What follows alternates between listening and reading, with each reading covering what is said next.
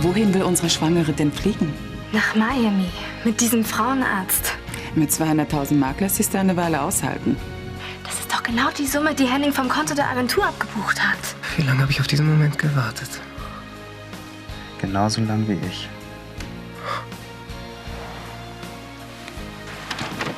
Jetzt erzählen Sie mir mal ganz genau, was Sie hier zu suchen haben. Nein! Sie miese kleine Erpresserin. Henning können Sie vielleicht damit reinlegen. Mich nicht!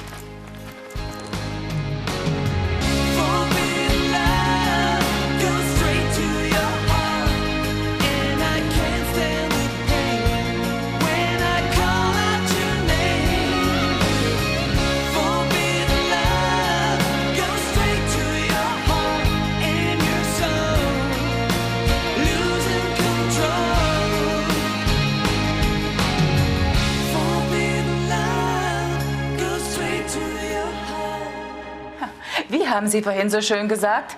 Das Baby wird mal Hennings Dickschädel erben, hm? Du hast uns die ganze Zeit was vorgemacht. Ja, clever ist sie, aber nicht clever genug. Sie sind ja vollkommen durchgedreht.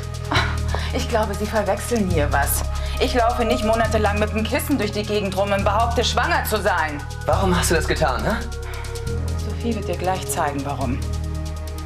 Weil diese Kriminelle hier mal ganz locker ein Riesenvermögen einstecken wollte. Und Henning glaubt ja das Ganze auch noch. Ich begreife jetzt gar nichts mehr. Wie kommt sie überhaupt an das Geld ran? Hier geblieben! Scheiße. Keine Sorge, so schnell kommt die uns nicht davon. Soll ich dem Vater Bescheid sagen, dass er sie aufhalten soll? Moment, sie wird gleich wieder da sein. Ich wusste ja, dass Sie ein falsches Biest sind. Aber dass Sie keine Manieren haben, das wusste ich noch nicht. Sie wollte doch tatsächlich gehen, ohne sich zu verabschieden.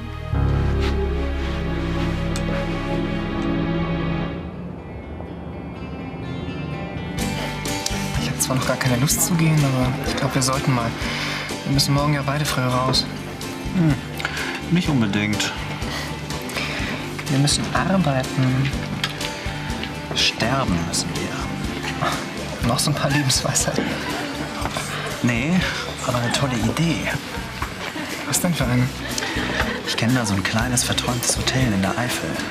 Was hältst du davon, wenn wir heute noch hinfahren und übers Wochenende da bleiben? Willst du etwa morgen blau machen? Wir brauchen gar nicht blau zu machen, weil wir nämlich beide frei haben. Ja, so steht's jedenfalls im Dienstplan. Aber gestern war ich noch für den Dienst eingetragen. Tja, muss wohl jemand geändert haben. Hast du da etwa was dran gedreht? Nein, sag mal, für wen hältst du mich? Das würde ich doch nie tun. Aber du musst doch da irgendwas Jetzt red nicht. Hast du dein Sturmgepäck dabei? Mein was? Naja, Rasierapparat, Zahnbürste, was man so braucht. Ja, kein Problem. Gut, den Rest hab ich. Los, komm, nichts viel weg.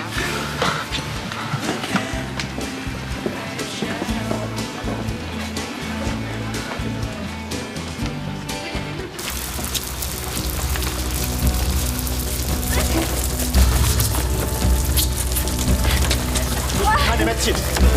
Rutsch durch.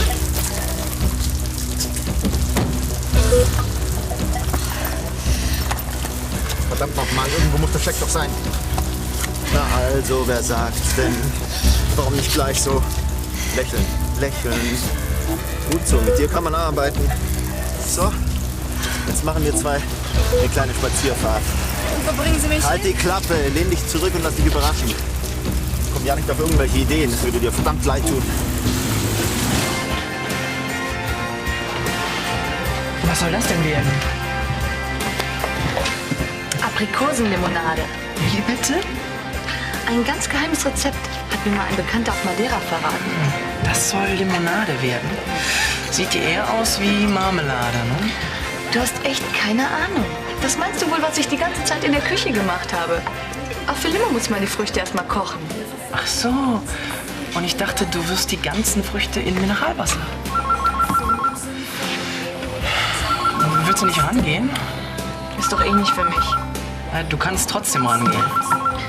Na gut, wenn du meinst, mache ich ihm auch noch den Telefondienst. Auf Limits? Sophie? Nein, die ist nicht da. Kann ich was ausrichten? Hallo, sind Sie noch dran? Na gut, dann eben nicht. Komisch. Der Typ hat einfach aufgelegt. Sophie hat wirklich komische Bekannte. Und wie geht das jetzt weiter mit deinen Aprikosen? Tja, die müssen erst noch kalt werden. Und wie lange dauert das? Lange genug. Die Idee war ja gar nicht mal so schlecht. Nur ziemlich stümperhaft durchgeführt. Wann hast du überhaupt gemerkt, dass sie nicht schwanger ist? Ach, dass irgendwas mit ihr nicht stimmt, habe ich schon vor ein paar Tagen gemerkt. Und woran? Na, zum Beispiel hat es mich gewundert, dass halbvolle Weingläser in ihrem Zimmer rumstanden. Du bist vielleicht bescheuert. Das weiß doch jeder, dass Schwangere keinen Alkohol trinken dürfen. Und dann hat Sophie noch rausbekommen, dass Tanja immer noch Schmerztabletten nimmt. Was? Und mit den Kleidergrößen für Neugeborene nimmt sie es auch nicht so genau. Sie hat zum Beispiel Strampler gekauft, da hättest du locker reingepasst. Und wann hast du das mit dem Kissen gemacht? Na, vorhin im Geschäft. Da habe ich mal einen kurzen Blick in die Kabine geworfen. Deswegen wollte sie auch nichts anprobieren. Ha, das ist ja der Hammer. Du hast ja richtig kriminelle Energien. Nur mit dem Verstand hapert's noch ein bisschen. Ein paar Pfund weniger Federn im Kissen hätten sie ja auch getan für den 5. Monat. Hatte ich mir auch gedacht. Ich habe mich schon gewundert, dachte schon, dass wenn du mehr isst, noch platzt. Dabei hatte sie doch medizinische Beratung. Wo ist denn überhaupt Ihr Komplize? Ich habe keinen Komplizen. Jetzt hören Sie auf mit Ihren Lügen. Sophie hat genau mitbekommen, dass Sie sich mit Ihrem sogenannten Frauenarzt viel besser verstehen, als man das sonst so üblicherweise tut. Aha. Mit dem will sie auch nach Miami fliegen. Der Typ, der kann da wirklich nicht ganz dicht sein, wenn er so einen Schwachsinn mitmacht. Ist er auch nicht. Vor einem halben Jahr hat er seine Zulassung verloren, weil er mehrere Male gepfuscht hatte. Das hat ihn allerdings nicht davon abgehalten, den Vaterschaftstest zu manipulieren. Stimmt's? Und Sophie hat dir tatsächlich geholfen, sie zu überführen? Tja, Sophie ist eben voller Überraschungen. Ich frage mich nur, wo die Kleine bleibt. Sie wollte doch längst hier sein.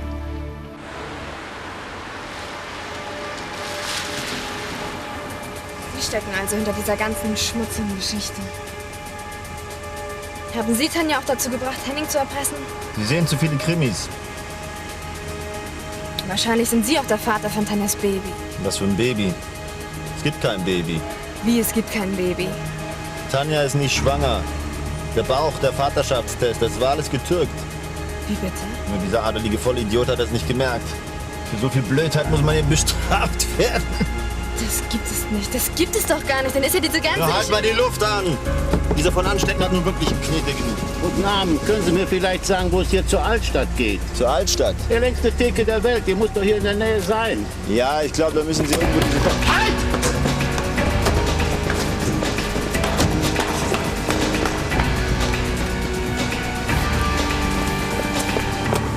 Scheiße! Danke.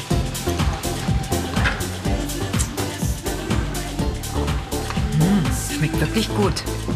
Könnten wir glatt in unsere Karte aufnehmen. Das wäre echt cool. Die Spezialität des Hauses. Aprikosenlimo alla Gina. Du müsstest allerdings regelmäßig für Nachschub sorgen. Na, dann lieber nicht. Faules Stück. Off Limits, Fiona Beckmann. Hallo? Hallo, ist da jemand? Komisch. Das war ein kurzes Gespräch. War schon das 3. Mal, dass sich keiner gemeldet hat. Seltsam. Ich hatte heute auch schon so einen ähnlichen Anruf. Du meinst den Bekannten von Sophie? Welcher Bekannte von Sophie? Na, das weiß ich eben nicht. Er hat ja aufgelegt. Ja, aber woher weißt du, dass es ein Bekannter von Sophie war? Ja, er wollte sie sprechen. Und als ich sagte, sie sei nicht da, da hat er halt aufgelegt. Und hast du seine Stimme erkannt? Nee, also so gut kenne ich Sophies Bekannte nun auch wieder nicht. Aber es war ein Mann. Ein ziemlich junger, glaube ich. Könnte es vielleicht Henning gewesen sein? Aber warum hat er denn dann aufgelegt? Darüber möchte ich lieber nicht nachdenken. Ist ja richtig nett hier. Guten Abend, die Herrschaften. Was kann ich für Sie tun? Guten Abend, Hagemann. Ich habe telefonisch reserviert. Ah ja. Dr. Hagemann, Momentchen. Ein Doppelzimmer mit Bad? Genau. Und Sie bleiben übers Wochenende? Ja. Ja, Zimmer 3. Da haben Sie eine wunderbare Aussicht. Ach, warten Sie. Die 3 ist doch gar nichts für Sie. Wieso nicht? Die 3 ist mit Doppelbett. Ach so, ach, das macht uns überhaupt nichts aus. Ich habe nämlich gedacht, dass ein Ehepaar kommt. Meine Frau, die konnte leider nicht mitkommen. Und da habe ich dann meinen Bruder aus Berlin mitgebracht. Darf ich vorstellen? Gero Hagemann. Guten Abend. Ach ja, Sie sehen dem Herrn Doktor richtig ähnlich. Das sagen Sie alle. Ja, schön, dann machen wir das mit dem Zimmer einfach anders. Lassen Sie mal, das mit dem Doppelbett, das ist echt kein Problem. Aber das ist doch viel angenehmer, wenn jeder sein eigenes Bett hat. Ich gebe Ihnen Zimmer Nummer 7. Das hat 2 Einzelbetten. Na wunderbar. Wenn Sie mir das bitte schon mal ausfüllen möchten. Und den Schlüssel muss ich holen. Dein Bruder aus Berlin. Was Besseres ist dir nicht eingefallen, ne? Nee. Sag mal, schreibt man Hagemann mit einem oder mit 2 A?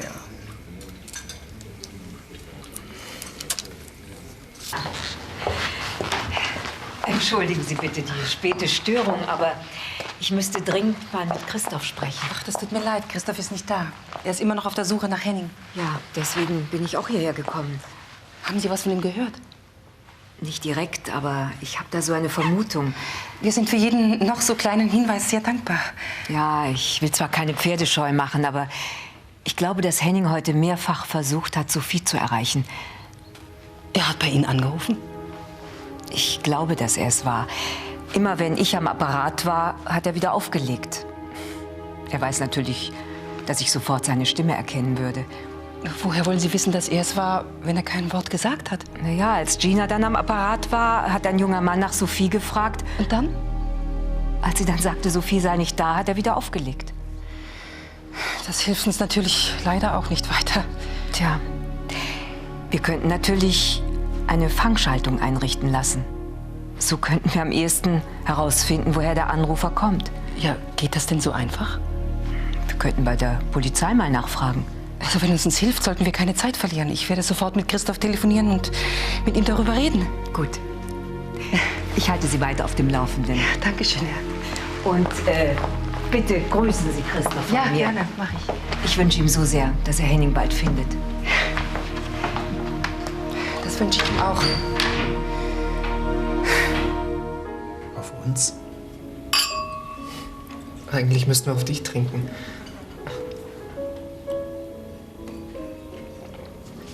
Ich hätte nie gedacht, dass du ein Mann von schnellen Entschlüssen bist. Naja, ich habe ja auch lange genug auf so eine Gelegenheit warten müssen.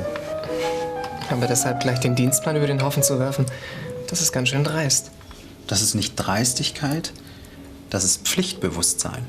Pflichtbewusstsein? Einen Praktikanten von der Ausbildung abzuhalten, das nennst du pflichtbewusst? Ich halte dich doch nicht von der Ausbildung ab. Im Gegenteil. Du wirst hier noch eine Menge lernen. Na, da bin ich ja mal gespannt. Als erstes wirst du dich gleich mal um einen absoluten Notfall kümmern müssen. Ach ja? Und wo soll der sein? Der sitzt dir genau gegenüber. Und was fehlt dem Patienten?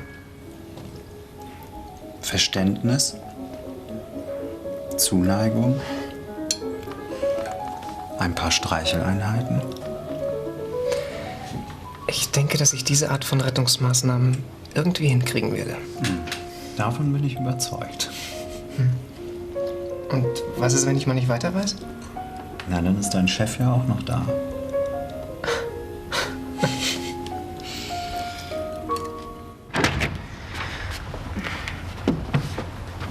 Das gibt's doch nicht. Hier ist Sophie auch nicht.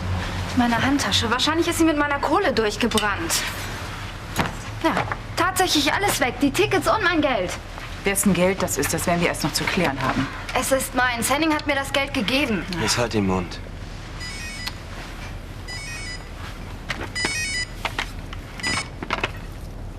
Von Anstetten. Sophie, ja, wo stecken Sie denn? Ja, wir warten schon die ganze Zeit auf Sie. Was hat er? Ja, wollen Sie nicht vorbeikommen? Ach, Das wissen Sie auch schon. Ja gut. Wir telefonieren dann später. Das war Sophie. Einen feinen Komplizen haben Sie da. Ihr sogenannter Frauenarzt hat sich alleine aus dem Staub gemacht, ohne Sie. Was? Aber nicht ohne vorher sein Honorar einzustreichen. Er ist mit den 200.000 Mark und den Tickets auf dem Weg nach Miami. Das ist nicht wahr. Jetzt müssen Sie sich wohl einen anderen Arzt suchen. Also ich verstehe jetzt überhaupt nichts mehr. Was ist hier überhaupt passiert? Dieser Giering hat Sophie hier getroffen. Und er hat ihr das Geld und die Tickets abgenommen. Und dann hat er ihr noch brühwarm erzählt, dass Tanja gar nicht schwanger ist.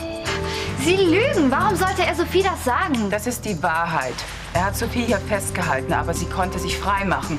Und dann ist er in seinem Wagen getürmt. Dieser Mistkerl.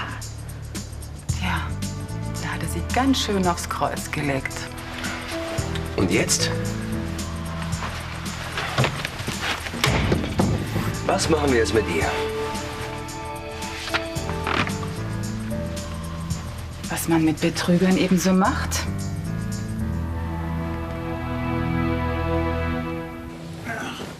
Mensch, vielleicht hätten wir doch lieber ein Zimmer mit Doppelbett nehmen sollen. Du hättest mich nicht als deinen Bruder ausgeben dürfen. Was hätte ich der Frau am Empfang denn sagen sollen? Du hättest ihr sagen sollen, das ist Gero und ich bin total verliebt in ihn. Na, dann wäre sie auf der Stelle zusammengebrochen. Aber wir hätten unser Doppelbett. Ach, so geht's doch auch, oder?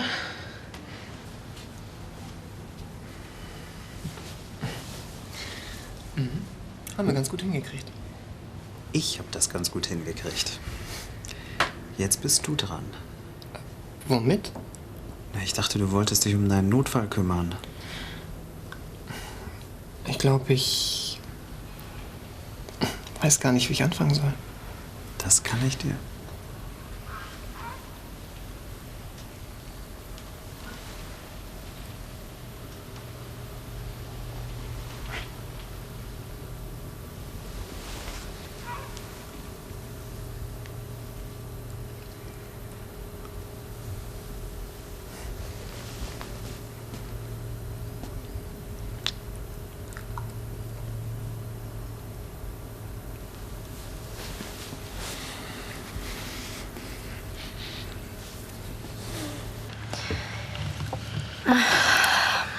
Ich hatte ganz schön Schiss eben in dem Auto.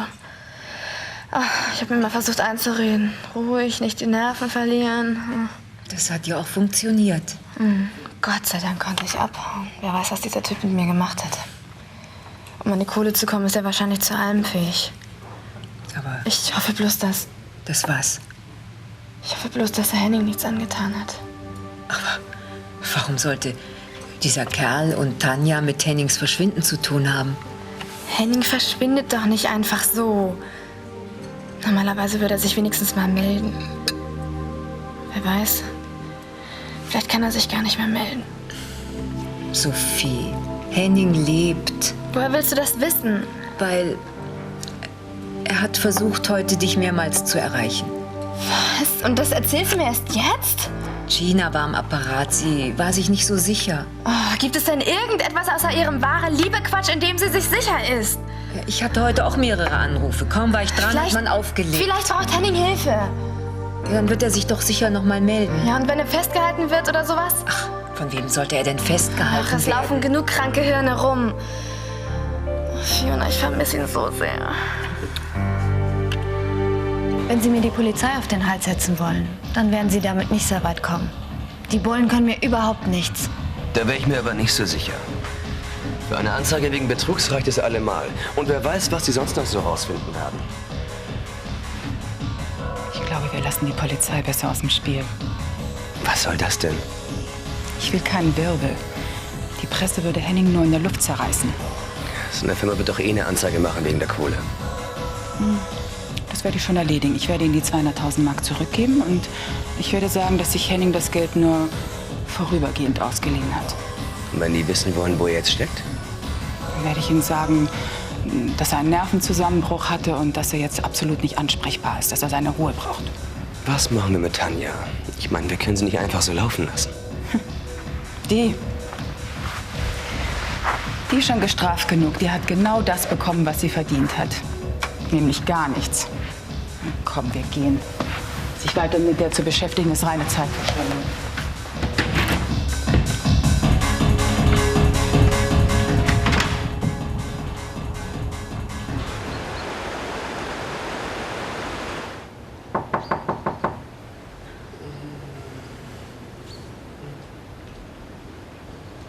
Guten Morgen, die Herren, Ihr Frühstück.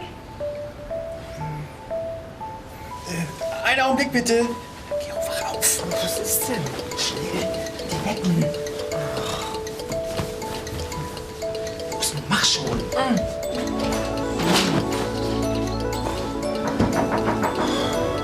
Moment, ich komme gleich. Sofort.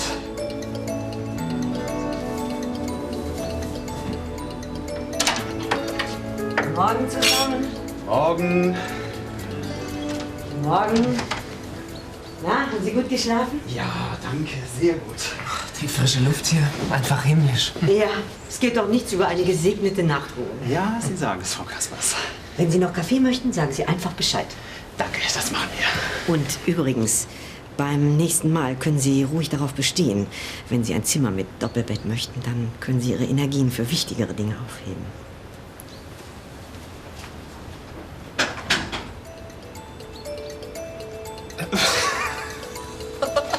Mensch, die Frau wird mir immer sympathischer.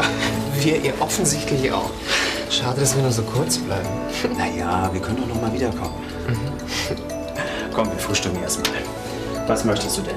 Brötchen mit Wurst, Käse, Eier. Dich.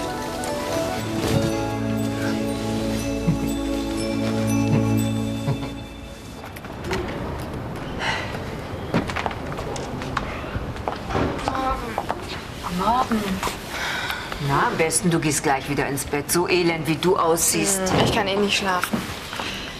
Nein, das ist schon besser, wenn ich mich hier irgendwie ablenke. Ja, wenn du unbedingt willst. Du könntest den Boden schrubben, die Theke müsste poliert werden und die Fenster hätten es dringend nötig. Okay, mache ich alles. Hauptsache, ich komme nicht zum Nachdenken. Das mache ich dann schon für dich. Hier. Oh, danke. Ich wollte übrigens mit Christoph schon darüber sprechen, ob wir vielleicht eine Fangschaltung einrichten lassen sollen. So könnten wir am ehesten feststellen, wo Henning steckt. Dazu müsste er aber erst noch mal anrufen. Oh, Fiona, ich krieg schon richtige Wahnvorstellungen. Wer weiß, vielleicht wird er wirklich irgendwo festgehalten, oder? Daran darf ich gar nicht denken. Dann tu es auch nicht. Trink den.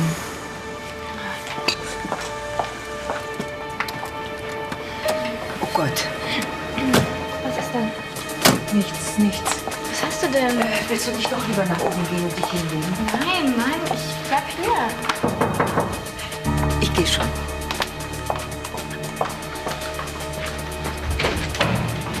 Guten Morgen. Guten Morgen.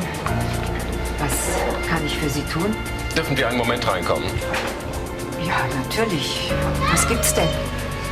Wir wollten nur wissen, wohnt bei Ihnen eine Frau Lewinsky? Sophie Lewinsky?